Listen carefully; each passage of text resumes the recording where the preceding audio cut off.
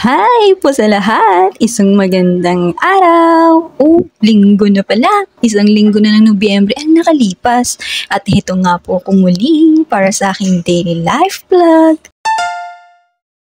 The usual, maagang nagising, nauna na po akong nagdilig ng mga halaman at nagwalis, nagtapon, nagsort ng mga basura sa labas at hindi ko na nga ibinidyo.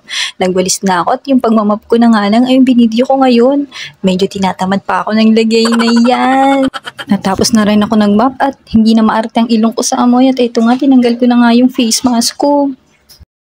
At syempre, magbalik tayo sa isang walang saong naghihintay sa akin ng mga hugisin.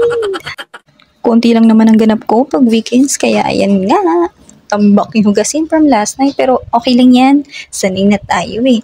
Hanap buhay to. Ganyan din naman sa sarili mga tahanan. Pareho lang. Eto, nagmamime lang ako dyan. Huwag yun ang pansinin. Eto na ang entry ko sa pagsasayaw. Huwag na kayong kumontra. Trip ko lang. Kahit ano pa man ang pinagdadaanan mo, lumilipas din naman at nagbabagong iyong mga nadarama, kaya i-enjoy mo na lang. Tara, samahin niyo ako. Meron pa nga pala ako natirang cup noodles at nagtimpla na rin ako ng kape. Yan nga pala ang almusal ko ngayong araw.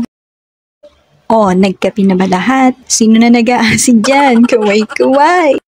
Sa tuwing bibili nga pala ako ng cup noodles ay hindi ko nakakain dahil nga pag umuwi lamang ako. Kaya ito nga, isang piraso na lang to. Kinain ko na ngayon. Habang mainit pa, almusal ko yan.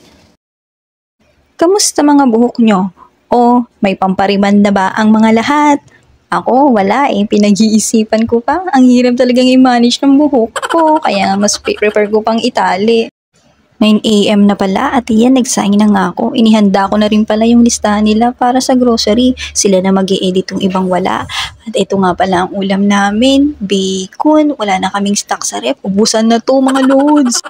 Meron pa akong 15 pieces yata yan na lumpia na natira. At ito nga yung maling. Pero ko lang lahat ng mga yan. At yan na nga yung ulam namin. Pero nagsayaw muna ang lola nyo. Huwag yun ang pansinin. Ang laki talaga ng puson ko.